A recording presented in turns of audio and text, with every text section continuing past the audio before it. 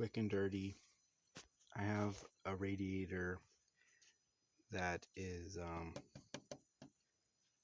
plastic and has several cracks in it, and I have just temporarily tried a couple different things to stop the leaks. The first thing I tried was this stuff I got for thermostat sealing several years ago, and put that down here underneath. You can see the gray. It's worked pretty well, actually. This stuff I purchased for my motorized bike to make a gasket for where the muffler comes off. So just playing around with things, but if you need to temporarily plug a leak on your